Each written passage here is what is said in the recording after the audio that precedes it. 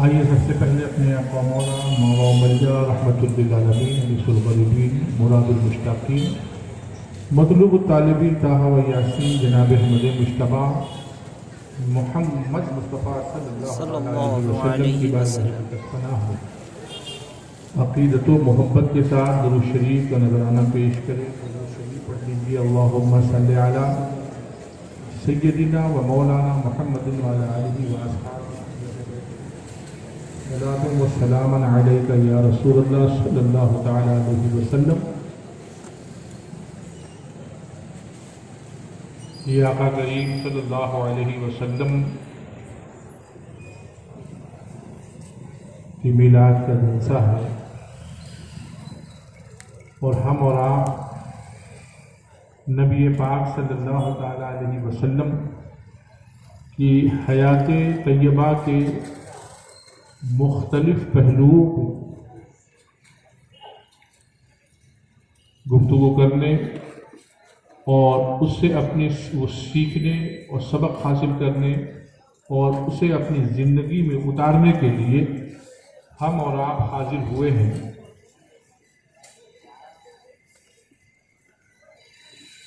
یہ فقیر آپ کے دیار میں حاضر آیا ہے،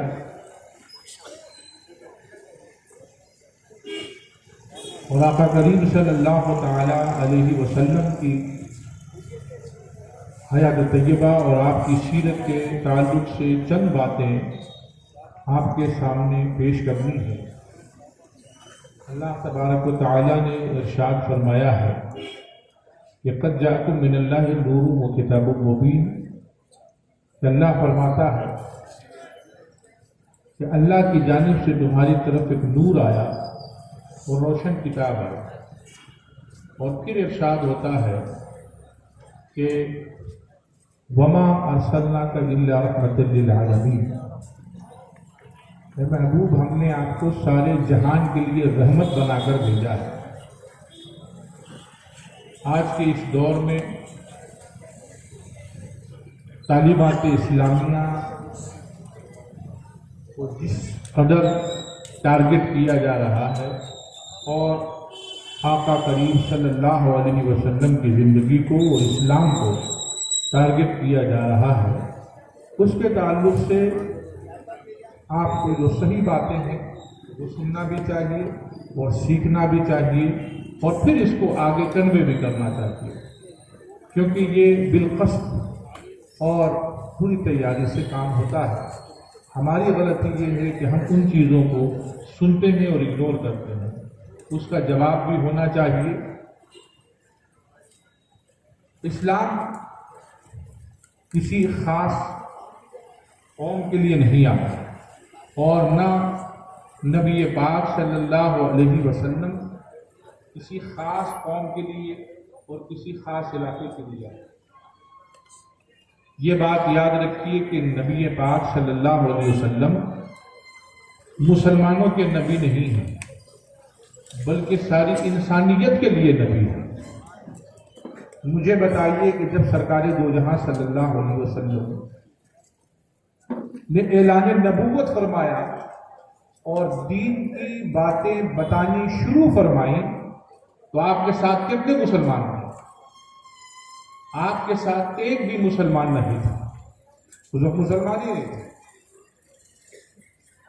معلوم یہ ہوا کہ آپ نبی المسلمین بن کے نہیں آئے ہیں، بلکہ تمام انسانوں کے لیے نبی بنا کے ہوئے۔ یہ سمجھ کر کے بات کیجیے، یہ صرف آپ کے لیے نہیں آئے ہیں، کائنات کے ہر حصے کے لیے تشریف لائے۔ اسی لیے آپ کو کہا گیا وما ارسلناک الا رحمۃ للعالمین، اب سارے جہان کے لیے رحمت بنا کے بھیجے۔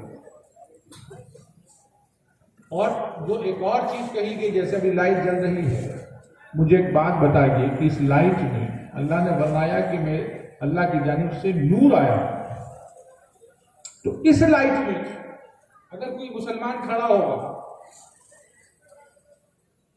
تو وہ بھی منور ہو جائے گا، روشن ہو جائے گا۔ مگر یہ بتائیے کہ یہ عید میلاد النبی کے لیے یہ قمقمے اور یہ روشنیاں یہ سب روشن ہیں، اگر کوئی क्रिश्चियन आके खड़ा हो तो क्या मुनव्वर नहीं होगा? होगा। कोई ज्यूस आ जाए तो क्या मुनव्वर नहीं होगा? वो मुनव्वर होगा। हमारे बिरादराने वतन आ गए तो मुनव्वर नहीं होंगे। ये कह दिया जाएगा, लाइट बोल देगी कि भाई मुसलमान ने अपने खर्चे से नबी पाक सल्लल्लाहु अलैहि वसल्लम की आमद की खुशी में जलाया है, तो ये सिर्फ मुसलमानों को रोशन करेगा, नॉन मुस्लिम को रोशन नहीं करेगा। ऐसा है? ऐसा नहीं है। तो अल्लाह ने नूर फरमा के ये बता दिया, ये नूरानियत किसी एक जात, किसी खास शख्स और किसी खास इलाके के लिए नहीं है, बल्कि अपने हैं या पराए हैं। जब उस नूर के दायरे में आते हैं तो सब अपने हो जाते। ये पूरी जिंदगी में देखना है। तो अल्लाह के रसूल सल्लल्लाहु ताला अलैहि वसल्लम की हयात तैयबा के ताल्लुक से चंद बातें और उसके चंद गोशे आपके सामने रखेंगे, ताकि कुछ कंसेप्ट जो है वो आपके सामने क्लियर हो सके। उस कंसेप्ट में से एक कंसेप्ट ये भी लोग पेश करते हैं, और मिसकंसेप्शन है। ये कंसेप्ट नहीं है, ये मिसकंसेप्शन है। ये कोई सीधी बात नहीं है, ये टेढ़ी बात है। कोई ये बताना नहीं, ये बहकाना है। और वो क्या है? वो ये है कि वो कहते में बात ही समझने की है, जब तक पूरी बात समझाई नहीं जाएगी बात समझ में नहीं आएगी। लोग ये कहते हैं कि इस्लाम ये कहता है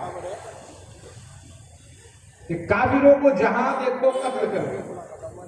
ये एक लोगों के दरमियान ये बात को प्रोपेगेंडा किया जाता है, प्रोपेगेंड करते हैं कि ये इस्लाम कहता है, और हमारे बिरादरान वतन भी समझ लेते हैं और फिर उस पर यकीन कर बैठते हैं। और जब यकीन कर लेते हैं तो वहां से फिर दूरी शुरू होती है, फिर नफरत शुरू होती है, फिर समाज में बिगाड़ पैदा हो जाता है। सरकार की सीरत पाक में और आपकी हयात तैयबा में यह देखना है कि हुजूर ने कितने नॉन मुस्लिम को अपनी तलवारों से कत्ल किया है। ये बड़ी प्यारी बात है और ये तारीख और सीरत से ताल्लुक रखने वाली बात है।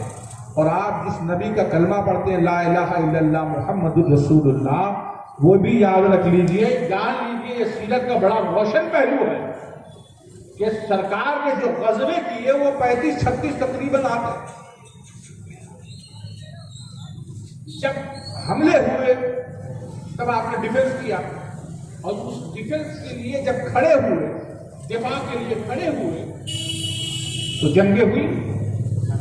लेकिन ये बड़ी प्यारी बात है कि आका की तलवार से, ये याद रखिएगा, आका की तलवार से एक भी शख्स कत्ल नहीं हुआ। सुभान अल्लाह। अल्लाह को बचाना है। और अल्लाह ने फरमाया, वमा अर्सलनाका इल्ला रहमतल लिल आलमीन, कि महबूब हमने आपको सारे जहां के लिए रहमत बना के भेजा। तो आपकी तलवार से एक शख्स भी कत्ल नहीं हुआ। और अभी हजरत फरमा रहे थे कि हम उनके मानने वाले, कलमा पढ़ने वाले आपस ही में गर्दनें काट रहे हैं। आका ने तो नॉन मुस्लिम की गर्दनें काटने को मना करा, आप अपनी ही गर्दनें काट रहे, तो ये आप पक्के मुसलमान नहीं। आका ने, आका के तलवार से एक शख्स भी कत्ल नहीं होता है। और ये कितनी अजीब बातें हैं कि आपने 35-36 जंगें भी की और जीते भी। ये अल्लाह तबारक व तआला की तरफ से देने के हबीब, आप दिफा तो कीजिएगा, लेकिन आपकी तलवार खून आलूद नहीं होगी और कत्ल से वो आपकी तलवार नहीं गुजरेगी। लिहाजा अल्लाह तबारक व तआला ने महफूज करवाया। अब जिस माहौल में नजर खुली है, लोग कहते हैं फला जगह रह रहे, फला जगह रह रहे, ये अल्लाह का घर में, हम हिंदुस्तान में रहते हैं। ये आका की पूरी सुन्नत यहां अदा होती है। वो क्या जाने जो तन्हा रहते हैं, उनसे बहुत सारी सुन्नतें अदा नहीं हो सकती। अल्लाह के रसूल सल्लल्लाहु अलैहि वसल्लम पैदा हुए तो दाएं देखो, बाएं देखो, आगे देखो, पीछे देखो, सब तरफ नॉन मुस्लिम थे। उनसे बिहेवियर कैसा था आका का? बिहेवियर इतना प्यारा था मेरे भाई कि वो खुद अपनी जबान से कहते थे ये सादिक है, ये अमीन है। अमीन का मतलब क्या होता है? अमानतदार। अमानतदार के माना क्या होता है? अमानतदार का माना ये होता है तो कोई आपको पैसा दे, आप उसको महफूज रखें और फिर वक्त पर अदा कर दे वापस कर दे। वो कर्ज नहीं, उसने दिया कि जरा आप रख लीजिए इसको हिफाजत से, फिर हम आपसे ले लेंगे। कुछ जमीन का पेपर दे दिया, वो अमानत हो गई, उसको वापस करना है या फलां को दे दीजिएगा। कुछ सोने और चांदी दे दिए, वो अमानत रख लीजिए फिर वापस कीजिएगा, मैं सफर में जा रहा हूं। तो अल्लाह के रसूल सल्लल्लाहु अलैहि वसल्लम के पास लोग आते और कहते हैं या रसूल मोहम्मद या नबी, ये सोने हैं, ये चांदी है, ये मेरा एसेट है, ये मेरा माल है, ये मेरी पूंजी है। तो ऐ मोहम्मद या नबी, मैं बाहर जा रहा हूं, आपके पास अमानत रख रहा हूं। तो अल्लाह के रसूल सल्लल्लाहु अलैहि वसल्लम के पास वो अमानत रहती थी।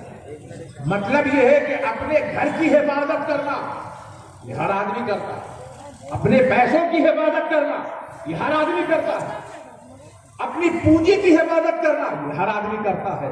लेकिन नबी पाक सल्लल्लाहु अलैहि वसल्लम की शान ये है कि वो दूसरों के माल की हिफाजत फरमाया करते थे, दूसरों के एसेट की हिफाजत करते थे, दूसरों के पूंजी की हिफाजत फरमाते थे और उनकी जो जमा पूंजी है वो आपके पास महफूज रहती थी। ये अमानतदार। तो लोग ये कहते थे आप सादिक हैं, अमीन हैं, मगर कहता कौन था? अब समझ रहे कि नहीं? दूसरों के पैसे लूट लेना, दूसरों को के मालो जर को लूटना, जमीन को छीन लेना, गसब कर लेना, ये तरीका होता है। मक्के की जिंदगी को उठा करके देखिए, अल्लाह के रसूल सल्लल्लाहु ताला अलैहि वसल्लम के लिए जब मक्का और उसकी सरजमीन तंग हो गई, आपके मानने वाले को सताया जा रहा, उनका माल छीन लिया जा रहा, उनको तकलीफें दी जा रही। जब ये हद से ज्यादा मामला बढ़ा तो अल्लाह की जानिब से हुक्म आ गया कि हबीब आप हिजरत फरमा दें। तो आका हिजरत के लिए तैयार हो, सबको इजाजत दी, सब मक्के से मदीने चले गए। कोई एक आदमी, कोई कभी दो, कभी पांच, इस तरह से सब हिजरत कर रहे। अब कौन बचा?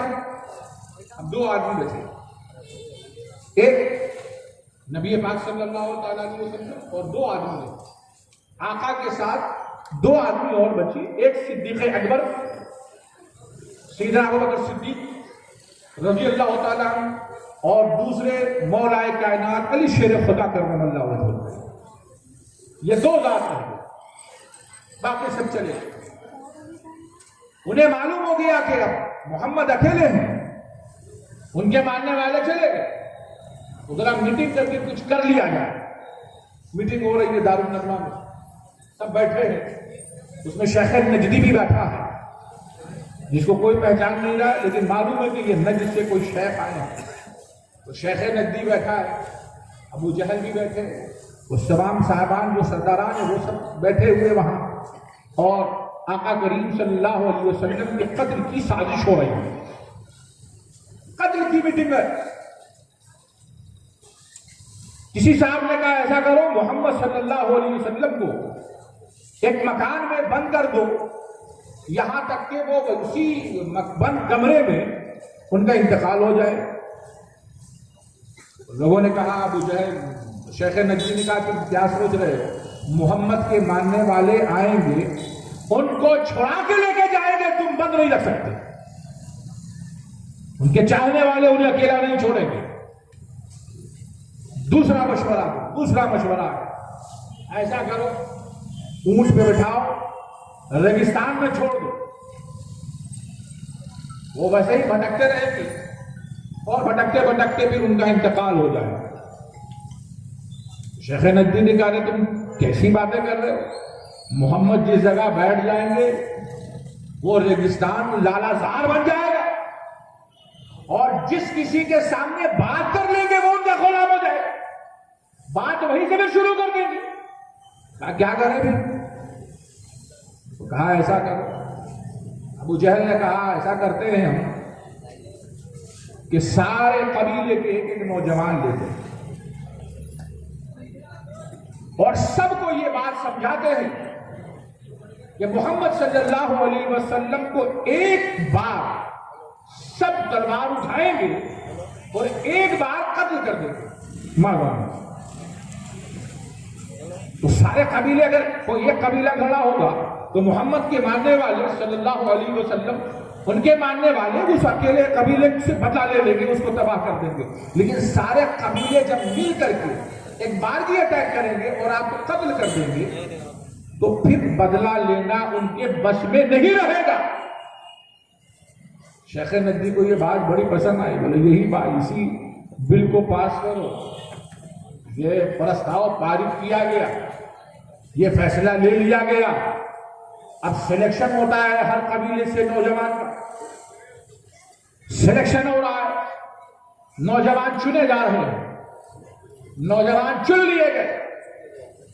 ان کو سمجھایا گیا کہ دیکھو یہ کاشان نبوت ہے, یہ محمد صلی اللہ علیہ وسلم کا حجرہ ہے, اس کو گھیر کے بیٹھو. محمد نکلیں گے صلی اللہ علیہ وسلم تو تم سب مل کے ایک بار تلوار اٹھانا اور ان کو شہید کر دینا. معاذ اللہ. کس چیز کی سازش چل رہی ہے؟ پلان کیا ہے؟ ریکی کس چیز کی ہو رہی ہے؟ قتل کی ہو رہی ہے. بربادی کے جب عروج ہوتا ہے تو قتل ہوتا ہے. تو قتل کی سازش ہو چکی, پلان کر لیا گیا. اب میں آپ سے دوسری بات کہتا ہوں, یہ کہاں پہ بات ہو رہی ہے؟ یہ حجرے نبوی سے باہر یہ ہو رہا ہے. یہ کیا چیز کر رہی ہے؟ یہ کفر کر رہا ہے. حجرے کے اندر کیا ہو رہا ہے؟ اب دوسرا منظر دیکھ لیجیے حجرے کے اندر کیا ہو رہا ہے. مولا علی کو بلایا سرکار نے, اے علی ادھر آ جاؤ. مولا علی حاضر ہو گئے, آقا علی حاضر ہے. کیا حکم ہوتا ہے؟ آقا نے ارشاد فرمایا علی یہ میرا بستر ہے. مولا علی حالات سمجھ رہے, دشمن اپنی دشمنی پہ عروج پر ہے اور اب جان کا خواہش مند ہے. کہ علی اس بستر میں سونا ہے. کہا آقا حکم ہوگا ضرور سو جائیں گے. کہ ایک کام تو یہ ہے کہ سونا ہے تمہیں. اور مولا علی فرماتے ہیں کہ جیسی اس رات نیند آئی, آقا کے کہنے پہ موت کے منہ میں سویا, لیکن آقا کے کہنے سے جب میں سویا تو کہا ایسی نیند پہلے کبھی بھی نہیں آئی تھی. سلانے والے جب خود آقا ہو کہ سو جاؤ علی, تو پھر سونے میں اور نیند نہ آنے میں کوئی بات بنتی نہیں. آقا نے فرمایا سو جاؤ. آپ علی سو آنے دو یا ڈبو دو, اب تو تمہاری جانب کشتی تمہیں پہ چھوڑی, لنگر اٹھا دیے یا رسول اللہ. آپ کے کہنے کے مطابق سو گئے ہیں, اب جان رہے یا جائے کوئی بات نہیں. کہ دوسرا کام بھی سنتے جاؤ. یہ دیکھیے باہر کیا ہو رہا ہے, وہ یاد رہے تو اندر کی باتیں یہ سمجھ میں آ جائیں. آقا نے فرمایا سنو. کچھ تھیلیاں لکھ دی اور ان تھیلیوں میں سونے اور چاندی کے سکے ہیں, جمع پوری ہے. کہا کیا ہے یا رسول اللہ؟ کہا یہ چند لوگوں کی امانتیں ہیں. کس کی امانت ہے؟ مسلمانوں کی ہے. سیدنا ابو بکر صدیق کی ہے؟ نہیں, ان کی نہیں ہے. کہا عمر کی؟ کہا نہیں ہے. یہ سمجھانے کی بات تو کر رہا ہوں, آپ کو پورے بات پورے طور پہ سمجھ میں آ جائے. یہ حضرت عثمان کی کہنا ہی ان کی بھی نہیں. آپ کے صحابیوں کی کہا ان کی بھی نہیں. کہ یہ آپ کے کلمہ پڑھنے والوں کی, لا الہ الا اللہ محمد رسول اللہ پڑھنے والے, نماز پڑھنے والے, روزہ رکھنے والے, قرآن پڑھنے والے, ان کی یہ امانتیں ہیں. کہا نہیں, ان کی نہیں ہے. پھر یا رسول اللہ یہ کس کی امانت ہے؟ یہ کس کے پیسے ہیں؟ یہ کس کے سونے اور چاندی کے سکے ہیں؟ اللہ کے رسول صلی اللہ علیہ وسلم فرماتے ہیں ابو جہل کا. یہ ابو لہب، یہ عتبہ کا، یہ شیبہ کا، یہ ولید کا، یہ امیہ کا، یعنی ان نان مسلم کا ہے جو آپ کے اور آپ کے ماننے والوں کے دشمن، اور انہوں نے قاتلین آپ کے حجرے کے باہر بٹھا کے رکھے ہیں، وہ جان لینے کے در پہ ہیں، یہ مال اور ان کی معیشت بچانے کے در پہ ہے۔ کہیے سبحان اللہ، یہ میرے آقا کی بات۔ وہ کس کے مال کو بچا رہے ہیں؟ وہ نان مسلم کے پیسوں کو بچا رہے ہیں۔ جو پیسہ بچا رہا ہے وہ جان کیا لے گا؟ سبحان اللہ، سبحان اللہ۔ کیا کر رہے ہیں؟ وہ پوچھے یا رسول اللہ، یہ تو آپ فرما تو رہے ہیں لیکن کیوں فرما رہے ہیں؟ آپ کو عمار یاد نہیں یا رسول اللہ؟ آپ کو حضرت یاسر یاد نہیں ہے؟ ان کی والدہ حضرت سمیہ یاد نہیں ہے؟ ان کی جانیں انہوں نے لی ہے، حضرت سمیہ کی جانیں لے لی ہے، مارا ہے، شکنجے کس دیے ہیں، ان کو ستون سے باندھ کے مار رہے ہیں، ان کو ٹارچر کے ہر حربے آزما رہے ہیں، اور اتنا ٹارچر کیا اور اتنی اذیت دی، اتنا ظلم کیا ہے کہ آخر جان لے لی ہے۔ حضرت سمیہ سے کہا دین محمد چھوڑو گی کہ نہیں چھوڑو گی؟ کہا نہیں چھوڑے گی۔ اچھا، یہ جو آپ سمجھ رہے ہیں ٹارچر ایک دن ہوا دوسرے دن معاملہ ختم ہو گیا، نہیں ہے، یہ سالوں ٹارچر چلا ہے، سالوں جھیلا ہے۔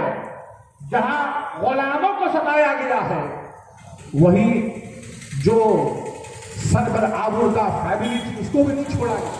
حضرت عمار، حضرت یاسر، یہ دونوں باپ بیٹا ہیں، حضرت سمیہ والدہ ہے، یہ یمن کا باوقار اور باعزت شریف گھرانہ تھا، اس کی ایک حیثیت اور اسٹیٹس تھا، مگر ایمان لے رہے، ان کی جان کے خلاف ہو گئے، ان کے دشمن ہو گئے اور مسلسل ٹارچر کرتے ہیں۔ حضرت عمار نے پوچھا یا رسول اللہ، یہ ٹارچر کا سلسلہ کتنا چلے؟ چاہتے اسی وقت اٹھا لیتے تلوار، لیکن اللہ کے رسول نے تلوار نہیں اٹھائی۔ حضرت عمار فرما رہے یا رسول اللہ، یہ کب تک چلے گا؟ اللہ کے رسول فرماتے ہیں اے عمار، میں تمہارے لیے صبر کی دعا کر رہا ہوں، اور اللہ تبارک و تعالیٰ تمہارے گناہوں کو معاف فرما دے۔ ستایا جا رہا ہے، ان کو گرم ریت پہ لٹایا جا رہا ہے، شکنجے میں کسا جا رہا ہے۔ حضرت سمیہ سے، حضرت عمار کی والدہ سے پوچھا گیا تم دین محمد چھوڑو گے کہ نہیں چھوڑو گے؟ کہا نہیں چھوڑیں گے۔ کہا خدائے محمد کی پرستش اور عبادت روکو گے کہ نہیں روکو گے؟ کہا نہیں روکیں گے۔ ابو جہل اتنے غصے میں آ گیا، اس نے نیزہ اٹھایا اور آپ کے ناف کے نیچے مارا کہ وہ وہی شہید ہو گئے۔ انا للہ و انا الیہ۔ تو کوئی پوچھے یا رسول اللہ، یہ آپ کے ماننے والے، انہوں نے آپ کے ماننے والوں کو شہید کیا، آپ ان کے پیسوں کو بچا رہے ہیں؟ یا رسول اللہ، حضرت عمار کے والد حضرت یاسر کو انہوں نے شہید کر دیا، بیٹا سامنے ستون سے بندھا ہوا دیکھ رہا ہے، اس کے سامنے ان کی ماں ماری جا رہی ہیں، شہید کر دی گئی ہے، دیکھ رہے ہیں وہ کھڑے ہو کر کے، والد شہید کیے جا رہے ہیں، دیکھ رہے ہیں۔ یا رسول اللہ، یہ آپ کے ماننے والوں کو مارنے والا، ان کو تو چاہیے تھا کہ پیسہ آپ کے پاس تھا، سونے چاندی آپ کے پاس تھے، ان کی پوری معیشت آپ کے پاس تھی، چاہتے تھے تو انہیں تباہ کر دیتے، پیسے رکھ لیتے، سونے چاندی رکھ لیتے، واپس نہیں کرتے۔ تو کوئی بھی دنیا کا منصف مزاج شخص یہ کہہ سکتا ہے کہ محمد صلی اللہ علیہ وسلم نے کیا تو صحیح کیا، لیکن اللہ کے رسول صلی اللہ علیہ وسلم یہی جواب دیتے رہیں گے کہ یہ ان کا کام تھا، وہ کر رہے ہیں، یہ میرا کام ہے، یہ میں کر رہا ہوں۔ سبحان اللہ، سبحان اللہ۔ نعرہ تکبیر، نعرہ رسالت، نعرہ رسالت، علماء اہل سنت، سبحان اللہ۔ گرم ریت پہ سلایا گیا، انگارے بچھا دیے گئے، ان پہ لٹایا گیا۔ حضرت خباب رضی اللہ تعالیٰ عنہ، ان کو انگارے دہتے ہوئے تھے، ان کو پکڑا گیا، پوچھا گیا کہ محمد پہ ایمان لائے؟ کہا ہاں۔ کہا خدائے محمد کی عبادت کرتے ہو؟ کہا ہاں۔ ستانا شروع کیا، اسی انگارے پہ لٹا دیا، یہاں تک کہ اور سینے پہ پتھر رکھ دیا، سینے پہ بیٹھ گئے، کبھی بیٹھ جاتے، کبھی پتھر رکھ دیتے کہ ذرا کروٹ بھی نہ لے سکے، ہل بھی نہ سکے۔ اب وہ انگارے سلگے ہوئے، کھال جلی، بے چینی اور آہ کس قدر نکلی ہوگی، اور اس ظلم کا منظر آپ ذرا سوچ لیجئے ذہن میں، تو روح کانپ جاتی ہے کہ کھال جلی ہوگی، پھر بدن کی چربی پگھلی ہوگی، وہ چربی پگھل کر کے جب نیچے گری تو تب انگاروں کو بجھایا ہوگا، یعنی بدن سے نکلی ہوئی چربی جب انگاروں کو بجھاتی تھی تب انگارے بجھتے تھے، تو ظاہر سی بات ہے وہ ہڈیوں کو جا کے لگ گئے ہوں، گوشت بھی جلا دیا ہوگا، کیسا ظلم سہا انہوں نے۔ اور سوچ لیجیے ظلم جب ظلم بڑھتا ہے تو وہ آواز کہاں سے اٹھتی ہے؟ ظالموں کے درمیان سے آواز اٹھتی ہے۔ ماں اور باپ کی لاش رکھی ہے اور بیٹے کو سلایا جا رہا ہے، تو جو ابو جہل کے ماننے والے تھے اور اس کے اس کاج اور اس مقصد میں اس کے ہم مقصد تھے، اس سے الگ نہیں تھے، انہوں نے کہا یہ زیادہ ہو گیا، یہ ظلم ہو رہا ہے، تمہیں انہیں چھوڑنا ہوگا تاکہ یہ اپنے ماں اور باپ کا کہ تجہیز و تکفیر تو کر سکے، یہ انسانیت کے خلاف ہے۔ تو جب یہ ظلم زیادہ بڑھتا ہے تو ظالموں کے اندر سے آواز آ جاتی ہے یہ زیادہ ہو رہا ہے، یہ تو ظلم ہے اور از حد ظلم ہو رہا ہے، اور وہ خود اس کے خلاف کھڑے ہو جاتے، وہ کھڑے ہوئے تو حضرت عمار کو آزاد کر دیا گیا۔ تو معلوم یہ ہوا کہ وہ صبر آزما رہے تھے اور وہ اپنا ظلم آزما رہے تھے۔ اللہ کے رسول سے کوئی پوچھنے والا پوچھتا یا رسول اللہ، یہ وہ لوگ ہیں جنہوں نے آپ کے ماننے والوں کو ستایا ہے، مارا ہے، قتل کر دیا، کسی پر اتنا ظلم ڈھایا آنکھ کی روشنی چلی گئی۔ اب کوئی غریب آدمی دن بھر کھٹ رہا، دن بھر جو کھٹتا اس کا حق محنت ہوتی، وہ محنتانہ نہیں دے رہا، کئی روز گزر گئے، کہا آپ کو دے دو، کہا نہیں، تم دین محمد پہ چل رہے ہو اور خدائے محمد کی عبادت کر رہے ہو، ہم تم کو پیسہ نہیں دیں گے۔ حضرت صہیب جب ہجرت فرما رہے تھے تو سارا اسٹیبلشمنٹ آپ کا چھین لیا، سارا پیسہ چھین لیا، تو اکنومی برباد ہو گئی، فل اسٹیبلشمنٹ آپ کا ختم ہو گیا، پیسے ختم ہو گئے، مال و زر ختم ہو گئے۔ تو کوئی پوچھتا یا رسول اللہ آپ کے ماننے والوں کی اکنومی برباد کی ہے، جانیں لی ہیں، ستایا ہے، حضرت بلال کو تڑپایا ہے، وہ حضرت بلال جو اپنے وقت کے غلام تھے لیکن اللہ کے رسول صلی اللہ علیہ وسلم نے انہیں آزاد فرما کر زمانے کا سردار بنا دیا، عاشقوں کے سردار ہو گئے، عاشقان رسول کے سردار ہو گئے، انہیں ستایا ہے، مارا ہے۔ تو یا رسول اللہ آپ ان کے پیسوں کی کیوں حفاظت فرما رہے ہیں؟ میں تھوڑی سی تفصیل اس لیے بیان کر رہا ہوں کہ ابھی مکے میں اتنا ظلم اور ستم ہوا ہے، اور آپ جب جا رہے ہیں تو انہی نان مسلم کے پیسوں کو کیوں واپس کر رہے ہیں؟ زمانے والے جان لیں کہ محمد عربی صلی اللہ علیہ وسلم کی زندگی کوئی چھپی ہوئی زندگی نہیں ہے، یہ اوپن ہے، کیونکہ وہ پوری انسانیت کے لیے تشریف لائے ہیں۔ ایک سرکار ضرور فرماتے اس جگہ سے یہ جواب آتا کہ یہ ان کا ظلم تھا، یہ میری رحمت ہے، یہ میرا طریقہ ہے، یہ ان کا طریقہ تھا، وہ ظلم کرتے تھے، یہ میرا طریقہ ہے کہ ہم رحمت کرتے ہیں۔ اور کس پر رحمت کیا؟ یہ وہ نان مسلم کے ساتھ جو ریلیشن ہے اس کو سمجھنے کی ضرورت۔ انہوں نے تو ظلم کیا لیکن حضور نے جو ریلیشن نبھایا وہ رحمت کا ریلیشن نبھایا ہے، اور رحمت کے رابطے نبھائے ہیں اور رحمت کے معاملات کیے ہیں۔ تو اے علی، یہ ابو جہل کو دینا، یہ عتبہ کو دینا، یہ ولید کو دینا، انہیں بھی معلوم تھا، دشمنوں کو بھی معلوم تھا کہ اگر مال و زر کسی کے پاس محفوظ ہیں تو میرے اپنوں کے پاس بھی محفوظ نہیں رہیں گے، اگر محفوظ رہیں گے تو محمد عربی کے پاس محفوظ رہیں گے۔ تو جس نے مال دیا تو اللہ کے رسول نے اس کی حفاظت کر لی ہے، جو اپنا ایمان پیش کرتا تو اس کی بھی حفاظت رسول پاک صلی اللہ علیہ وسلم فرماتے۔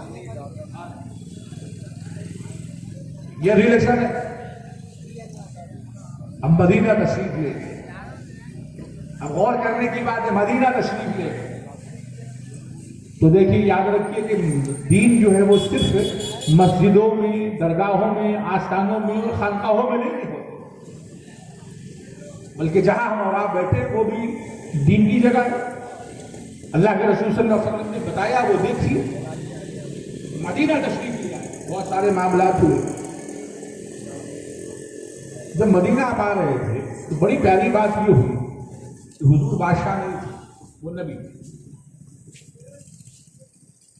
ایک شخص تھا عبداللہ ابن ابی، اس نے اپنا بڑا اچھا اثر تھا اس کا، بڑا دانی، عقل مند، باشعور، علم و حکمت والا۔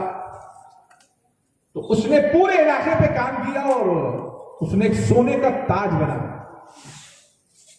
اور کہا اس پورے علاقے کے ہم بادشاہ ہیں۔ تو اس کی تاج پوشی ہونی تھی کہ حضور تشریف لے آئے، اور جب حضور تشریف لے آئے تو حضور کی عقل و دانش اور حکمت کے سامنے اس کا قد بہت چھوٹا ہوا، پھر اس کو کوئی پوچھ ہی نہیں رہا۔ اللہ کے رسول صلی اللہ علیہ وسلم کو معلوم ہوا اس پورے علاقے میں جو بھی قبیلے ہیں وہ آپس میں لڑتے ہیں۔ یاد رکھیے مدینہ میں سرکار تشریف لے گئے تو کیا ہوا، آج 1450 سال ہو گئے مگر ہم نے اپنی حالت نہیں بدلی۔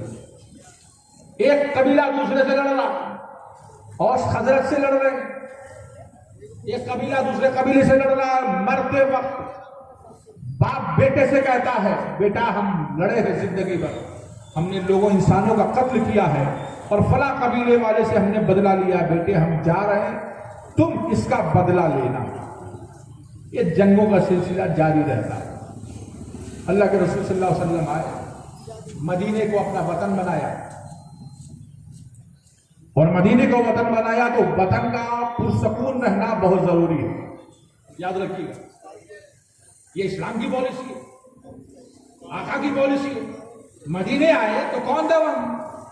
نان مسلمس تھے، مسلمان کم تھے، یہودی تھے، عیسائی تھے، یہ سب نان مسلم تھے، ان کے بڑے بڑے قبیلے تھے۔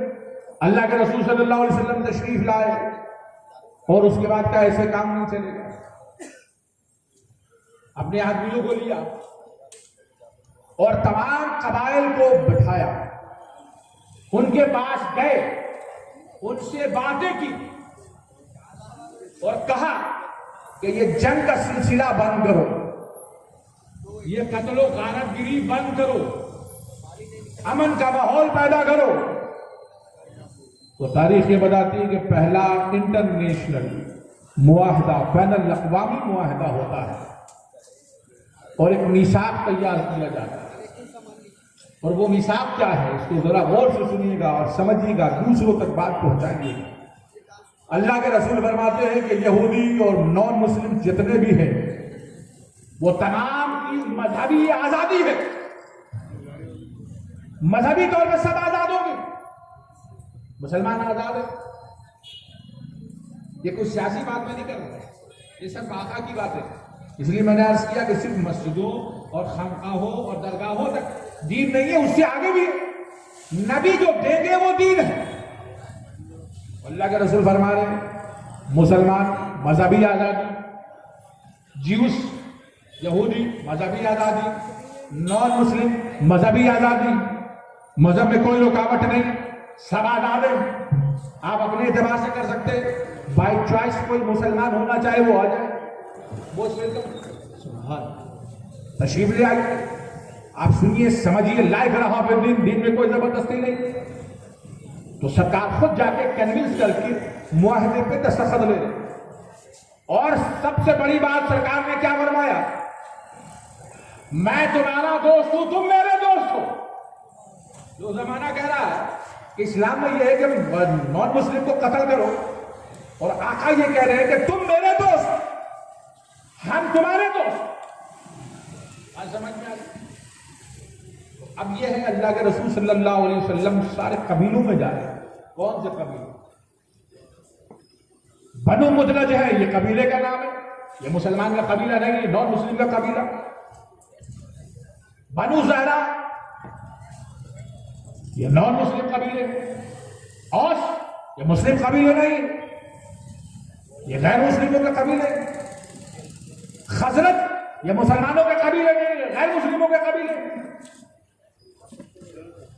بنو نذیر یہ مسلمانوں کے قبیلے نہیں، یہودیوں کے قبیلے، بنو قریظہ یہ مسلمانوں کے قبیلے نہیں، یہ غیر مسلموں کے قبیلے۔ میں یہ عرض کر رہا ہوں ان کے جان کی حفاظت اللہ کے رسول صلی اللہ علیہ وسلم ان کی زبان سے ان کی جانوں کی حفاظت کرا رہے ہیں کہ بات مان لو، اور ہم لوگ معاہدہ کرتے ہیں نہ اوس خزرج سے لڑے گا، نہ خزرج اوس سے لڑے گا، سبحان اللہ. نہ بنو نزیر بنو قریظہ سے لڑے گا، نہ بنو قریظہ بنو نزیر سے لڑے گا. کل آقا نے غیر مسلموں کی جانوں کی حفاظت کی ہے، آج مسلمان اپنے مسلمانوں کی حفاظت نہیں کر رہا ہے.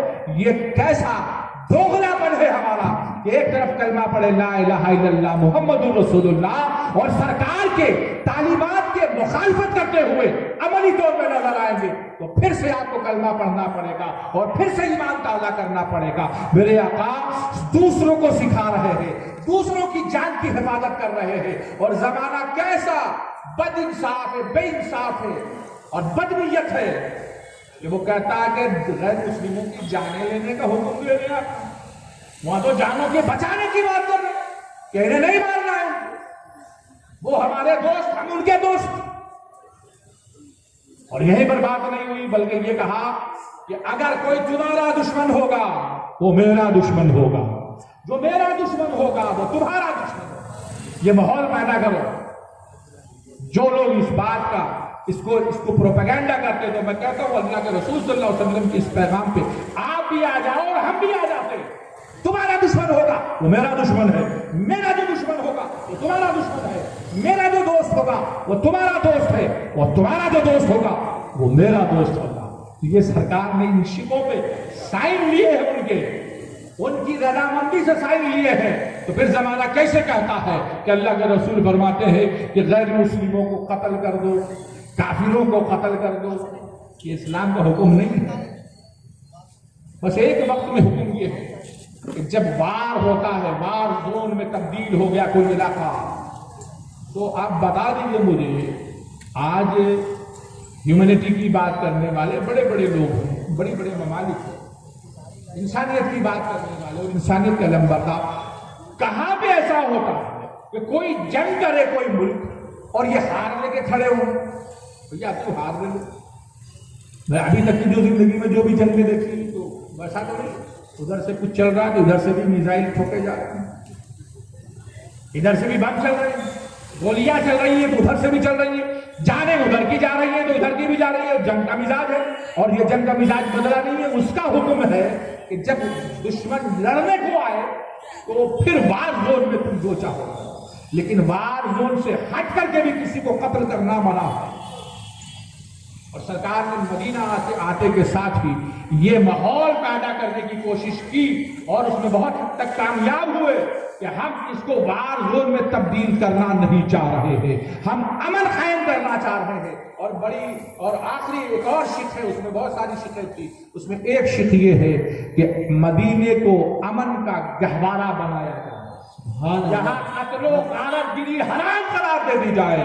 ارے آقا نے اپنے وطن کو سب سے پہلے حرم قرار دیا، مدینے کو حرم قرار دیا. حرام ہے خوریزی کرنا، حرام ہے خوریزی کرنا، امن نافذ کرنا ہے، یہاں سکون نافذ کرنا ہے یہاں.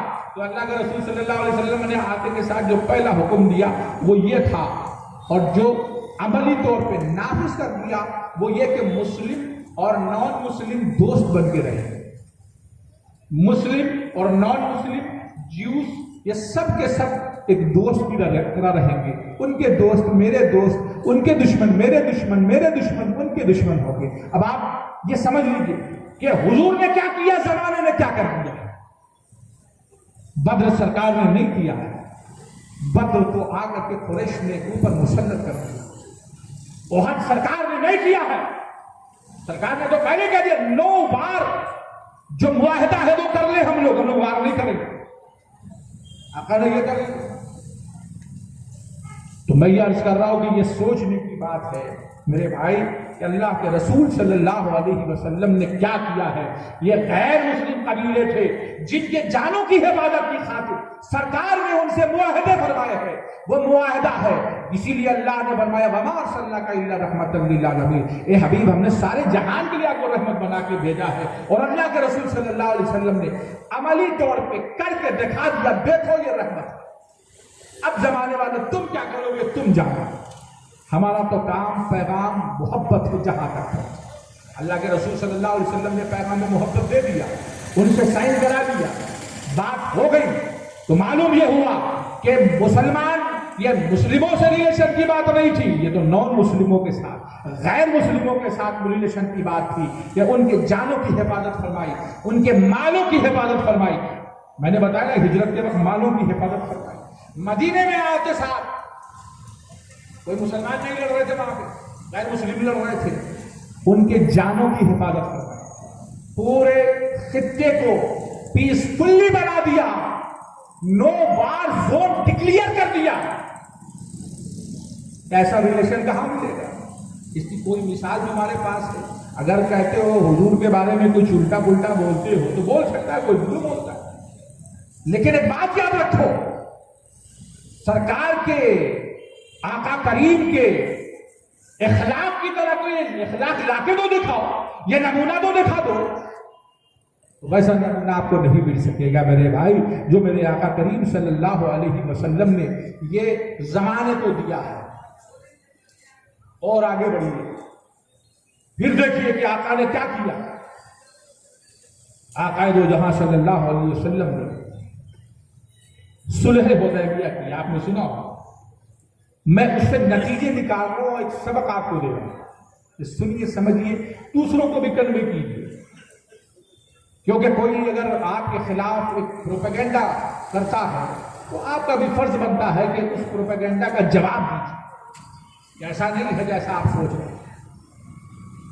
صلح حدیبیہ ہو، بہت جنگیں مکے سے آ کے لڑے اور یہ مزاج کیا کہ اے محمد صلی اللہ علیہ وسلم، آپ 450-500 کلومیٹر مکے سے دور چلے گئے مدینہ میں تو ہم آپ کو چھوڑ دیں گے. ایسا نہیں ہے، آپ کی جانوں کے بھی دشمن رہیں گے اور آپ کے مال کے بھی دشمن رہیں گے. اور عملی طور پہ بے تحاشا جنگیں کر لی انہوں نے، لیکن بہت آدمی انہوں نے بھی کھو دیے، ان کا بھی بہت نقصان ہوا. اللہ کے رسول صلی اللہ علیہ وسلم نے حدیبیہ کے میدان میں کہا کہ آ جاؤ کچھ مصالحت کر لیتے ہیں، اب بہت ہو گیا. جنگ کے تو داعی ہم بھی نہیں ہیں، جنگ کے میسنجر ہم نہیں ہیں، ہم امن کے میسنجر ہیں. تو ایک بار پھر امن کا معاہدہ کر لو، بہت جنگیں کر کے دیکھ لی تم نے، اب ذرا امن کا بھی معاہدہ کر کے دیکھ لوں. تو ایک صلح ہوتی ہے حدیبیہ کی، اس میں شیٹیں لکھی جا رہی ہیں کہ ہم اور آپ دوست ہیں، ہمارے دوست اور آپ کے دوست ہیں. چاہے آپ کا دوست ہوگا تو وہ بھی میرا دوست ہے، میرا دوست ہوگا تو آپ کا دوست ہوگا، میرا جو دشمن ہے وہ آپ کا ہوگا دشمن، آپ کا دشمن میرا دشمن ہوگا. تو جتنے اس وقت قبائل تھے، کیونکہ الگ الگ کنٹریز تو نہیں، اس وقت قبیلے ہی ہے، اپنی اپنی جگہ پر آٹونومس باڈی ہوتے تھے، وہ اپنا قانون، اپنی چیزیں، اپنی ملٹری، یہ ساری چیزیں وہ خود طے کرتے تھے. تو وہ ان کے درمیان معاہدہ یہ کہہ دیا کہ جو تمہارے حلیف ہیں، الائز ہیں، وہ تم بنا سکتے ہو، اور ہمارے حلیف اور ہمارے جو دوست ہوں گے وہ ہوں گے. ہو گیا. اب صاحب جب یہ بات ہو گئی تو سکون ہو گئی. 9 بار معاہدہ اللہ کے رسول ہمیشہ کرتے ہیں، آ جاؤ 2 بار معاہدہ کر لیتے ہیں، کوئی جنگ نہیں، نہ جنگ معاہدہ ہم لوگ کرتے ہیں. یہ اسلام کی پالیسی ہے، اب جنگ نہیں کریں گے. سرکار نے کر لیا کہ نہیں جنگ نہیں ہوگا، اور اللہ کے رسول صلی اللہ تعالیٰ علیہ وسلم نے کر کے اس کو نافذ فرمایا کہ 10 سال تک یہ چیز ویلڈ رہے گی، یہ معاہدہ ویلڈ رہے گا. اب اس کو غور سے سنیے. حضور کے الائز میں سے، اب یہ مت سمجھیے صرف الائز آپ کے، ان کے حلیف، ان کے دوست مدینے میں تھے. یہ بات سنیے، بہت سے لوگ جانتے ہیں، بہت سے لوگ نہیں جانتے ہیں. حضور کے الائز میں سے، دوست میں سے وہ قبیلے بھی تھے جو نان مسلم تھے، وہ قبیلے تھے.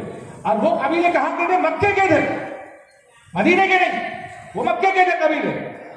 تو بنو خزاعہ ایک قبیلہ تھا، وہ مسلمانوں کا نہیں، نان مسلمز کا تھا. وہ حضور کے دوست تھے، حضور کے الائز تھے. اور بنو بکر جو ہے وہ قریش کے الائز تھے، ان کے دوست تھے اور ان کے حلیف تھے. دونوں میں معاہدہ تھا. اب وہاں پہ ان کی دشمنی بڑی پرانی تھی. بنو بکر اور بنو خزاعہ میں بڑی لڑائیاں ہوتی تھی. جب وہ حضور کے خلاف لڑنے لگے تو پھر وہ لڑائیاں رک گئیں، صلح ہوئی تو ان کی لڑائیاں شروع کر دی انہوں نے. قریش اور بنو بکر مل کر کے بنو خزاعہ پہ انہوں نے حملہ کر دیا. رات کا وقت تھا، چادر وادر اوڑھ لی، کمبل اوڑھ لیا اور جا کے گھروں میں گھس کے مارنے لگے. بہت مارا. یہ کون لڑ رہا ہے؟ ایک نان مسلم قبیلہ دوسرے نان مسلم قبیلے سے لڑ رہا ہے، تو بات یہ ہونی چاہیے کہ یا رسول اللہ آپ خاموش رہیے، وہ دشمن لڑ رہے ہیں، آپ کا معاملہ آسان ہو رہا ہے. یہ سوچ ہے زمانے کی، لیکن آپ سنیے پالیسی اسلام کی کیا ہے. تو دونوں لڑ رہے ہیں، رات کا وقت ہو رہا ہے. وہ سوچ کے گئے کہ خانہ کعبہ میں چلے جائیں گے تو خانہ کعبہ میں لوگ نہیں ماریں گے، اس کی عزت اور حرمت کرتے تھے اس وقت بھی. خانہ کعبہ میں گھس گئے، اس کے غلافوں سے لپٹ گئے، پھر بھی بنو بکر اور قریش مل کے کہہ رہے پھر موقع نہیں ملے گا، انہیں مار لو اچھے سے. تو خانہ کعبہ کو بھی ان کے خون سے رنگین کر دیا. کس کے؟ بنو خزاعہ. بنو خزاعہ کون ہے؟ نبی پاک صلی اللہ علیہ وسلم کے حلیف، ان کے دوست، ان کے الائز ہیں، مگر وہ مسلمان نہیں ہے، نان مسلم ہے. ان کو مار رہے ہیں، قتل کر رہے ہیں. سرکار اپنے حجرے میں ہیں اور فرما رہے ہیں کہ نصرتا نصرتا نصرتا، اتنی دور سے. پوچھا یا رسول اللہ جس کو کہہ رہے ہیں کہ تمہاری مدد میں نے کی؟ اللہ کے رسول صلی اللہ علیہ وسلم فرماتے بنو بکر نے اور قریش نے مل کے بنو خزاعہ پہ حملہ کر دیا ہے. قربان جائیے وہ آقا جو اتنی دور سے نگاہیں رکھتا ہے، اور وہ مسلمان نہیں تھے. یاد رکھیے گا، میں بار بار یہ بول رہا ہوں، وہ مسلمان نہیں تھے، انہیں کیا فرق پڑتا، لڑو جو آپس میں. لیکن ان کی پالیسی رحمت کی دیکھیے، اس کو سننا چاہیے، سمجھنا چاہیے. آپ یہ بات سمجھ لیجئے کہ یہ چھپنے کی چھپانے کی چیز نہیں، بتانے کی چیز. دونوں لڑ رہے ہیں تو سرکار فرما رہے ہم نے مدد کیا. یا رسول اللہ کیوں مدد کر رہے ہیں؟ وہ کام آسان کر رہے ہیں. لیکن اللہ کے رسول صلی اللہ علیہ وسلم کا کام رحمت تھا. وہ ان کی پکار پر بھی لبیک کہہ رہے ہیں میں نے تمہاری مدد کر دی، یعنی پلان بنا لیا ہے، اب تو مدد کریں گے تمہاری. اب چند دن گزرے، جتنے دن میں مکے سے مدینہ آنے میں وقت لگتا ہے، وہ آئے، وہاں سے چلے پہنچے، اور آنے کے بعد اللہ کے رسول صلی اللہ علیہ وسلم کی بارگاہ میں خود میں پہنچتے ہیں. مسجد نبوی گئے، رو رو کے اشعار پڑھے اور استغاثہ کیا. آپ مدد کرنے والے ہیں، آپ مظلوموں کی مدد کرنے والے ہیں، آپ انسانیت کے محسن ہیں. اے محمد آپ میرے حلیف و دوست ہیں، ہم پہ ظلم ہوا ہے، آپ اس کی طرف نگاہ فرمائیے اور انصاف کیجیے. انصاف کی گہار کوئی مسلمان نہیں لگا رہا ہے. ظلم کے خلاف کھڑے ہونے کے لیے کوئی مسلمان نہیں کہہ رہا ہے. میرے بھائی یہ نان مسلم کہہ رہے ہیں. اگر حضور تلواروں سے مارنے کا حکم دیتے تو بلاتے کہتے جو بچ گئے یہاں مار دو. اگر یہ پالیسی ہوتی نا تو حضور قتل کر دیتے. حضور خاموش رہے کیونکہ حضور زیادہ بولتے نہیں تھے، زیادہ کرتے تھے. اور جو زیادہ کرتا ہے وہ کم بولتا ہے. خاموش ہو گئے. لوگوں کو سمجھ میں آ گیا کہ معاملہ کچھ اور ہے. سب لوگ مزاج مصطفیٰ کو پہچانتے تھے. ابو سفیان کو لگا کہ ہم لوگوں نے جو یہ کام کیا ہے وہ گڑبڑ ہو گیا. تو تفصیلی بات ہے. ابو سفیان وہاں سے چلے صاحب، مکے سے چلتے ہیں مدینہ. جو ہم لوگوں نے صلح حدیبیہ کی جو معاہدے ہیں وہ توڑے ہیں، اس کا پھر سے رینیو کر دیتے. آگے مکہ آئے. حضرت ابو بکر صدیق رضی اللہ تعالیٰ عنہ کے پاس آئے. کہا ہے ابو بکر، نبی پاک صلی اللہ علیہ وسلم کے پاس گئے اور کہا ہے محمد صلی اللہ علیہ وسلم، ہم حدیبیہ کے میدان میں جو صلح کا معاہدہ ہوا وہ ٹوٹ گیا، ہم چاہ رہے پھر سے رینیو کرتے ہیں. اس معاہدے کی تجدید کریں گے، پھر سے ہم امن کی بات کریں گے. انہیں ڈر تھا، انہیں معلوم تھا 313 سے نہیں جب انہیں ہرا سکے. وہ 313 پہ ہم 1000 تھے. پھر یہ آگے بڑھے، بدر کر لیا، احد کر لیا، خندق کر لیا، ساری جنگیں لڑی، بہت بہت تعداد لے کے گئے، لیکن دبا نہیں سکے. آج ان کے جاہو جلال بڑھ چکے ہیں، ماننے والے بڑھ چکے ہیں. اگر یہ طے کر لیں گے تو پھر اس کا کیا جواب دے سکتے؟ کہے محمد ہم رینیو کرتے ہیں. اب اللہ کے رسول صلی اللہ علیہ وسلم خاموش ہے، کوئی جواب ہی نہیں دیا انہوں نے. یعنی تم لائق اتنا نہیں ہو، بار بار کے آزمائے ہوئے ہو. اور مومن ایک سوراخ سے بار بار نہیں ڈسا جاتا. تم نے بار بار ڈسا ہے، بار بار دھوکے دیے ہیں، دغا کی ہے. ہم نے تو ہمیشہ وفا کیا. تو اللہ کے رسول صلی اللہ علیہ وسلم خاموش ہے. صدیق اکبر کے پاس اے ابو بکر تمہاری بات مانتے ہیں محمد صلی اللہ علیہ وسلم، جا کے اس معاہدے کو رینیو کرا لو. وہ پیکٹ جو ہمارا تھا، پیس ٹریٹی تھی، اس پہ دوبارہ سے ہم لوگ اس پہ سائن کرتے ہیں، اس کو پھر سے تازہ کر لیتے ہیں، پھر سے ایک پیسفل انوائرمنٹ کریٹ کر دیں گے ہم لوگ. ہم بھی نہیں لڑیں گے، وہ بھی نہیں لڑیں گے. صدیق اکبر نے کہا میری مجال نہیں کہ میں آقا کی بارگاہ میں کچھ بول سکوں، لہذا مجھے معاف کرو. ہاتھ اٹھا لیا انہوں نے، حضرت عمر کی بارگاہ میں آئے. حضرت عمر نے بھی کہا کہ میں بھی نہیں اس معاملے میں پڑھ سکتا، میری مجال نہیں ہے. وہ جان رہے تھے مزاج مصطفیٰ کو کہ اب سرکار نے کچھ فیصلہ فرمایا ہے، وہ کیا ہے وہ جانے، لیکن میں بھی اس میں نہیں پڑھ سکتا. مولا علی کی بارگاہ میں، اے علی تم تو سب سے زیادہ چہیتے ہو، تمہاری بات بھی وہ مانتے ہیں، ہر حال میں تم ان کے نزدیک جاتے تھے اور بات منوا لیتے تھے. تم چلو اور اس صلح کا پھر سے تجدید ہم کرتے ہیں، ہم اب نہیں لڑیں گے. کیوں کب پھر لڑ گئے؟ بار بار آزما رہے نا. حضور نے تو کہا کہ اب جنگ نہیں ہوگی، امن ہوگا، تو تم نے توڑ دیا. کہا نہیں، پھر سے اس کو معاہدے کو ہم لوگ چاہتے ہیں کہ پھر سے رینیو کریں. وہ توڑا تھا قتل کر کے. تو کہا کہ اب ایسا کرو، حضرت مولا کائنات نے بھی سمجھا کہ اس کو ٹالنا اچھا ہے. کہا ایسا کرو، مسجد نبی میں چلے جاؤ، توڑا ہے تم لوگوں نے تو تم جوڑ دو اور اعلان کرو مسجد نبی میں کہ ہم اس ٹریٹی کو پھر سے بحال کرتے ہیں، ہم اس معاہدے کو پھر سے بحال کرتے ہیں اور کہہ کے نکل جاؤ. حضرت علی نے سوچا یہ ہے آقا کی مرضی نہیں ہے، کوئی نہیں بیچ میں پڑے گا. کہا بولو اپنی طرف سے کہ معاہدات کی تجدید کر دی اور چلے جاؤ. ابو سفیان خوش ہو گیا. کہا کہ معاہدے کا گئے مسجد میں جا کر کے تجدید معاہدہ کا اعلان کر دیا کہ میں نے حدیبیہ کے میدان میں جو ہم نے صلح امن کی تھی، امن کی صلح کی تھی اور وہ معاہدہ کیا تھا، اس کو پھر سے ہم تجدید کرتے ہیں، رینیو کرتے ہیں اور کہہ کر کے مسجد نبوی سے وہ صاحب چلے گئے. مکہ پہنچ گئے جناب، یہ سوچتے ہوئے کہ کیا کریں یہ. ہم نے تو کہہ دیا، لیکن ہم جس کے لیے آئے تھے کہ محمد صلی اللہ علیہ وسلم بھی کہہ دے.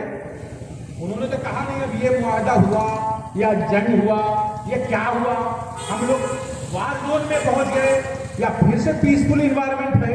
وہ سوچتے سوچتے مکہ پہنچ گیا. وہ مکے میں آ گئے، پھر چھوڑ بھی دیا، سوچنا چھوڑ دیا کہ محمد صلی اللہ علیہ وسلم کیا کریں. ذہن میں یہ بات تھی. آقا نے کہا تم تیار ہو جاؤ اور پھر 10,000 کا مجمع لے کر کے وہ اب تک وہ لڑنے کے لیے آ رہے تھے. اللہ کے رسول صلی اللہ علیہ وسلم نے اعلان فرما دیا چلو جتنے قبیلے ہیں میرے وہ سب کے سب چلیں گے میرے ساتھ. کہاں جانا ہے یہ نہیں بتایا. جنگ کا یہ اصول ہوتا ہے، کمانڈر جانتا ہے کہاں جانا ہے، سب کو نہیں بتایا جاتا. تو آقا چلے، راستے میں جتنے قبائل تھے وہ ساتھ آتے گئے، سب اپنے اپنے علم اور اپنے اپنے لباس میں ملبوس اسلحوں سے لیس جا رہے ہیں اور مکے کی سرزمین پہ جب پہنچتے ہیں تو یہ بڑی تفصیلی بات ہے. میں جس بات کو کہنا چاہتا ہوں وہ سنیے. مکے کی سرزمین پہ جب آقا پہنچے تو لوگوں نے حضرت ابو سفیان کو، جو ایمان اس وقت نہیں لائے تھے، وہ ابو سفیان کھڑے تھے. لوگوں نے دیکھا، حضرت سعد نے تو کہا کہ الیوم یوم الملامات، خونریزی کا دن ہے. کل تم آئے تھے اور خونریزی کی تھی، آج ہم آئے تو ہم خونریزی کریں. اور کوئی ایسی بات بھی نہیں تھی، نارمل بات تھی. جنگ میں خونریزی ہوتی. الیوم تستحل الکعبہ، آج کے دن کعبے کو خونریزی کو خون سے رنگ دیں گے. آج خانہ کعبہ کی سرزمین بھی بچے گی نہیں. ابو سفیان نے چلا کے کہا جب اللہ کے رسول صلی اللہ علیہ وسلم کی سواری باد بہاری گزری، آقا کو آواز دی اے محمد. سرکار نے توجہ فرمائی، کہا سنو تمہارے ماننے والے اور صاحب کہہ رہے ہیں کہ الیوم یوم الملحمہ، آج خونریزی کا دن ہے. الیوم تستحل الکعبہ، کعبے میں خونریزی کریں گے. یعنی وہ مزاج رسول کو جان رہے تھے کہ ہم چاہے جتنا ظلم کر لے، ان کے مزاج میں رحمت للعالمین ہی ہے، یہ رحمت کرنے والے ہیں. تو کہا کہ صاحب غلط کرتے، ان کو ہٹا دیا، ان کے ہاتھ سے علم لے لیا. اللہ کے رسول فرماتے ہیں الیوم یوم المرحمہ، آج رحمت کا دن ہے، آج کعبے کی عزت بڑھانے کا دن ہے، بے وفاؤں سے وفا کرنے کا دن ہے. آج خونریزی کا دن نہیں ہے، 7 غلط کہہ رہے ہیں، ان کی جگہ ان کے بیٹے کو بٹھائے۔ مکہ چلے، خانہ کعبہ میں جب داخل ہوتے ہیں، فرمایا ابو سفیان میرا دشمن، لیکن جو اس کے گھر میں جائے اس کو میں امان دیتا ہوں، اس کو کوئی نہیں مارے گا۔ سب لوگ ابو سفیان کے گھر میں چلے گئے، گھر بھر گیا۔ کہا اب کہاں جائے؟ اللہ کے رسول فرماتے جو خانہ کعبہ میں گھس جائے اس کو امان۔ سب لوگ خانہ کعبہ میں گھس گئے، وہ بھی بھر گیا۔ سرکار نے فرمایا جو اپنے گھروں میں بند ہو جائے، دروازہ بند کر لے، اس کو امان۔ یہ کون کس کو امان مل رہی ہے؟ یہ مسلمانوں کو نہیں مل رہی ہے، یہ غیر مسلموں کو مل رہی ہے۔ امان کا مطلب ان کو مارا نہیں جائے گا، جنگ کے مزاج کے خلاف بات ہو رہی ہے۔ یا رسول اللہ یہ کیسی جنگ کرنے کے لیے آپ آئے؟ کہا جو اسلحہ رکھ دے گا اس کو امان، عورتوں کو امان، بچوں کو امان، بیماروں کو امان، ضعیفوں کو امان۔ بھائی یا رسول اللہ یہ بھی جنگ کہاں ہو رہی ہے؟ تو جواب یہی آئے گا کہ ہم جنگ کرنے نہیں، ہم جنگ ختم کرنے آئے ہیں۔ سبحان اللہ۔ جس نے زمین سے بدر ہوئی، احد ہوا، خندق ہوئی، ساری جنگیں ہوئی ہیں، اس سرزمین کو امن کا گہوارہ بنانا ہے۔ سبحان اللہ۔ اور اس کے بعد اللہ کے رسول صلی اللہ علیہ وسلم نے امن کا گہوارہ بنا دیا۔ میں ایک بات عرض کرتا ہوں، یہ جو جنگ ہوئی تو مسلمانوں پہ بڑے ظلم ہوئے ہوں گے تبھی تو جنگ ہوئی۔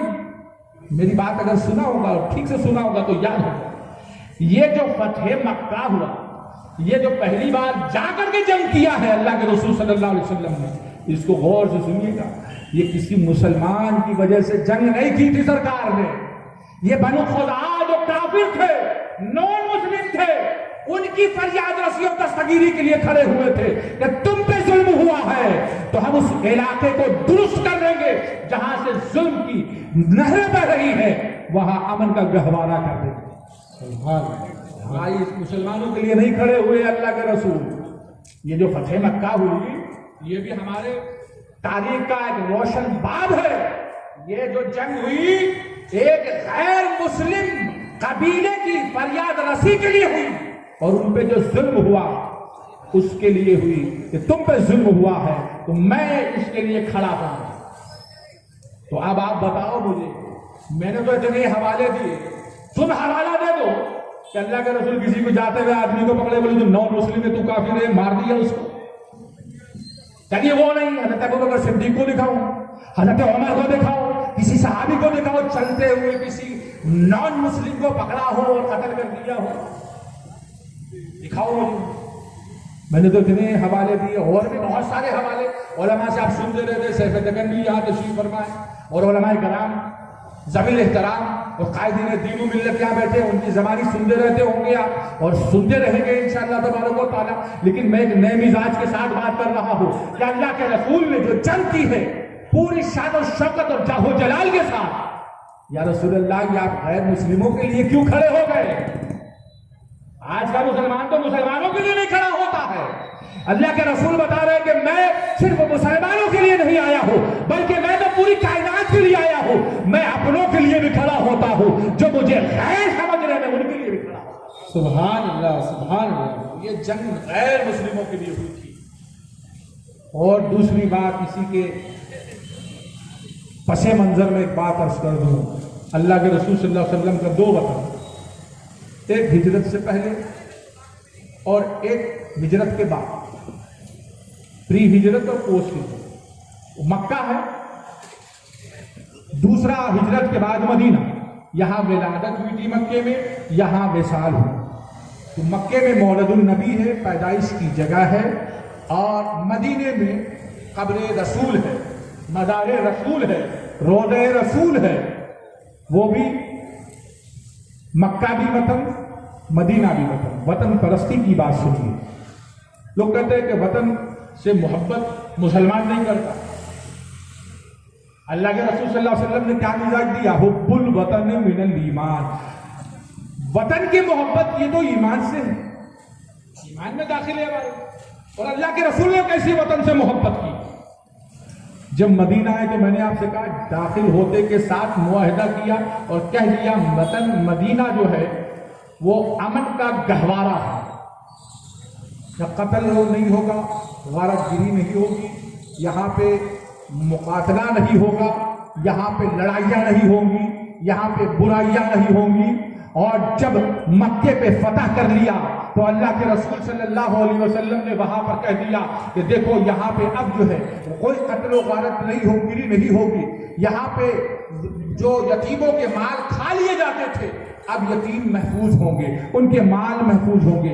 عورتیں جلائی جا رہی تھی، بچیاں جلائی جا رہی تھی، کوئی بچیاں جلائی نہیں جائیں گی، عورتیں صفائی نہیں جائیں گی، ان کو کھلونا نہیں سمجھا جائے گا، ان کے حقوق پامال نہیں کیے جائیں گے، یہاں پہ کوئی مظلوم نہیں رہے گا، کوئی قتل نہیں ہوگا، کوئی غارت گری نہیں ہوگی۔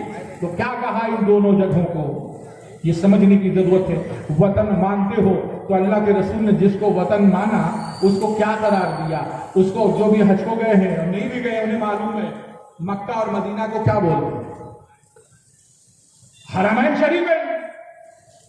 حرم کس چیز سے بنا؟ حرام سے بنا۔ کیا حرام ہے؟ سمجھ لیجئے اس کو تو کنسپٹ پورا سمجھ میں آئے گا۔ حرمین شریفین میں نے دو حرم کون؟ ایک مکہ، دوسرا مدینہ۔ تو حرمین کیوں کہا؟ یعنی دونوں کو، مکے کو حرم کہا، مدینے کو حرم کہا، کیوں کہا؟ اللہ کے رسول صلی اللہ علیہ وسلم نے اپنے عمل سے یہ بتا دیا میرا وطن ہے جو میں نے چھوڑا ہے مکہ، لیکن یاد رکھ لو زمانے والوں، ہم اپنے وطن سے ہٹے ضرور ہے، وطن کو بھولے نہیں ہیں۔ کوئی چلا جاتا ہے یہاں سے امریکہ، کوئی چلا گیا آسٹریلیا تو اپنا وطن بھول جاتا ہے۔ ارے یہاں کیا خوبصورتی، یہاں کی ترقی کون کرے؟ اللہ کے رسول بھولے نہیں،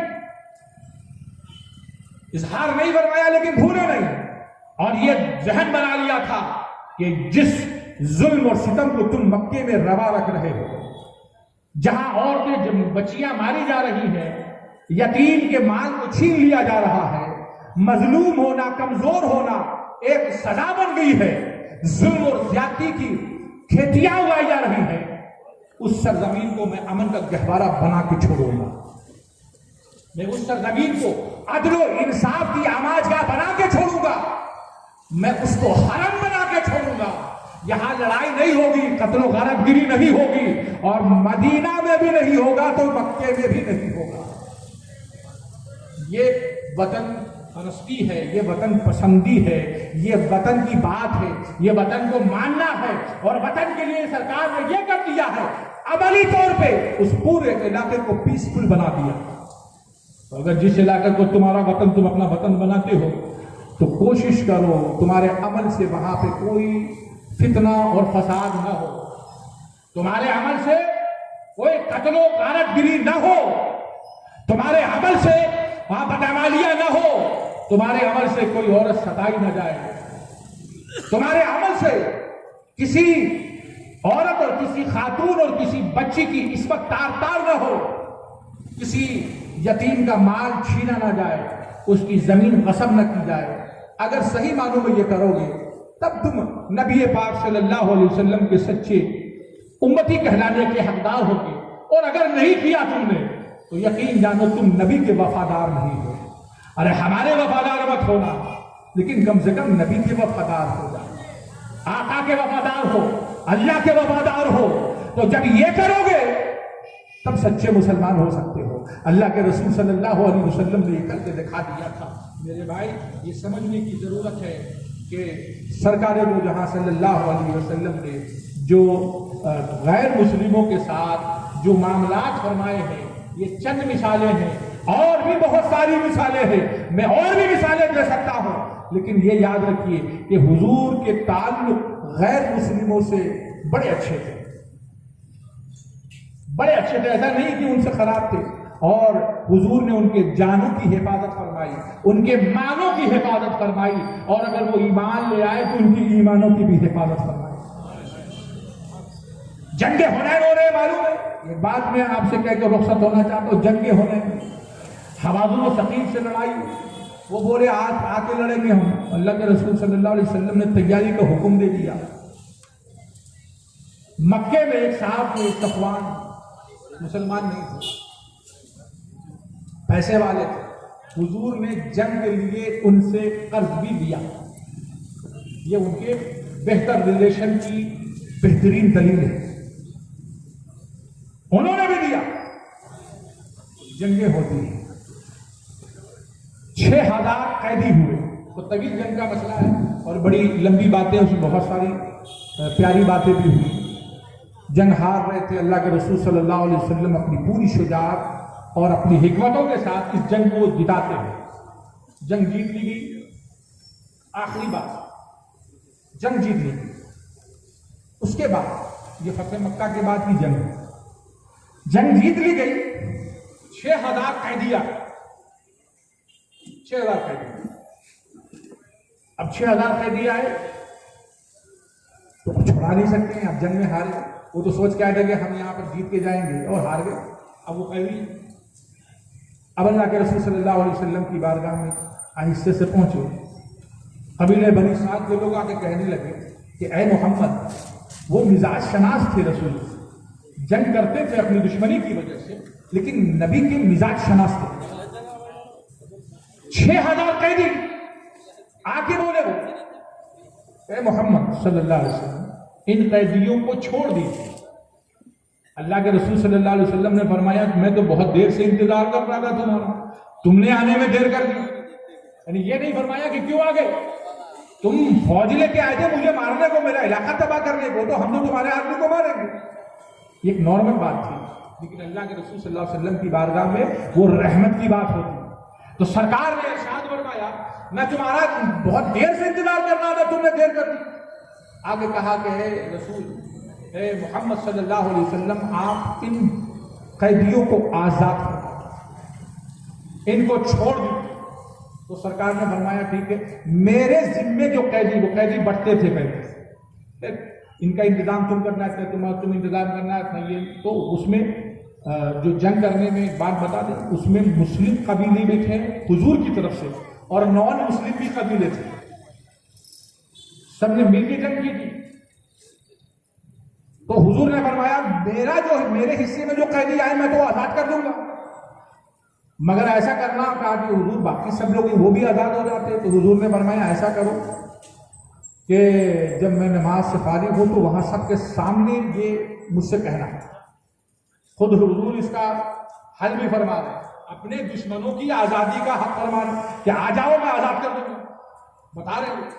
اور ان دشمنوں کا جو اگر ذرا بھی موقع پا لیتے تو آپ کو اور آپ کے علاقے کو تہہ تیغ کر کے برباد کر دیتے، ہلاک کر دیتے. سرکار نے فرمایا آنا. وہ لوگ حاضر ہو گئے اور سب کے سامنے پھر یہ معاملات پیش کی. حضور نے فرمایا میں نے اپنے ذمے جتنے بھی قیدی ہیں میں نے ان کو آزاد کر دیا. قربان جائیے اللہ کے رسول صلی اللہ علیہ وسلم کی اس رحمت پہ حضور نے آزاد فرما دیا. آپ کو جب دیکھا تو مہاجرین بھی کھڑے ہو گئے، یا رسول اللہ آپ نے جب آزاد فرما دیا ہے تو میں نے بھی، میرے حصے میں بھی جتنے قیدی آئے تھے میں نے ان کو بھی آزاد کر دیا. سبحان اللہ. پھر انصار کھڑے ہوئے بولے یا رسول اللہ آپ نے اور مہاجرین نے آزاد کر دیے تو میرے حصے میں جو قیدی آئے تھے میں نے ان کو بھی آزاد کر دیا. یا اللہ یہ کیا ہو رہا ہے؟ یا رسول اللہ آپ نے اپنے بھی اور آپ کے مہاجرین نے بھی، آپ کے انصار نے بھی جو جنگیں لڑی اور اس کے بعد جو قیدی آئے اس کو آزاد کر رہے ہیں. آزاد کر دیا. لیکن دو قبیلے تھے، بنو سلیم اور بنو فزارہ، یہ دو نان مسلم قبیلے تھے. وہ رحمت مصطفیٰ کے مزاج کو پورے طور پہ نہیں سمجھ رہے تھے. وہ کہہ رہے تھے یہ کیا مزاج ہے، لڑے ہم تو قیدی تو ہمارے ہوئے نا، یہ ہم لے کے جائیں گے ان کو، یہ آزاد کرا دے رہے ہیں. سرکار نے زبردستی نہیں کی بلکہ ایک آدمی کے عوض حضور نے اپنی جانب سے 60 اونٹ دیے ہیں.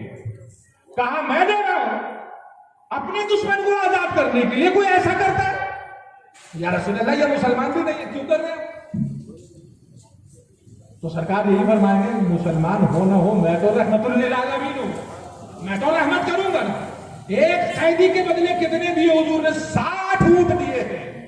اور 7 اونٹ دے دے کر کے حضور نے انہیں آزاد کر دیا، اور سارے کے سارے 6000 قیدی اس مجلس میں، اس ایک بیٹھک میں سب کے سب کو اللہ کے رسول نے آزاد کرا دیا۔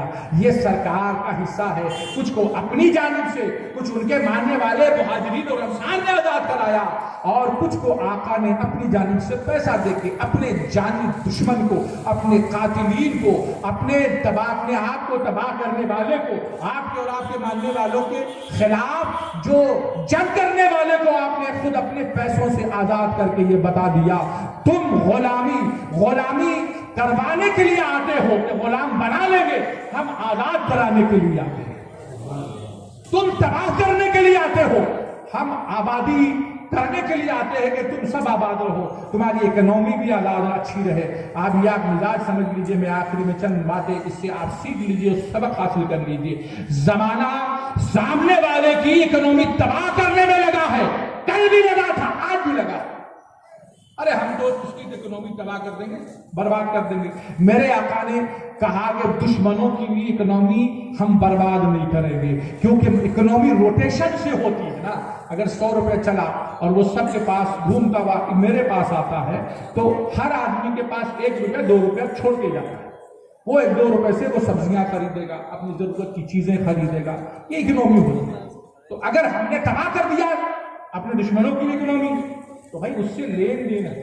اللہ کے رسول صلی اللہ علیہ وسلم نے مزاج دیا، ہم کسی کی اکنومی تباہ نہیں کرتے، ہم اکنومی کو اس کو برقرار رکھتے ہیں اور اس کو بچاتے ہیں۔ اور اللہ کے رسول نے اپنے عملی زندگی میں اپنے عمل سے ان کی اکنومی کی حفاظت کر کے دکھا دیا، ہم اکنومی بچاتے ہیں، تم اکنومی برباد کر دیتے ہو۔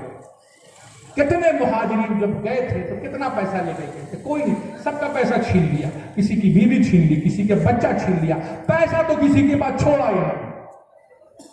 وہ اکنومی تباہ کرتے ہیں، آقا اکنومی بچاتے ہیں۔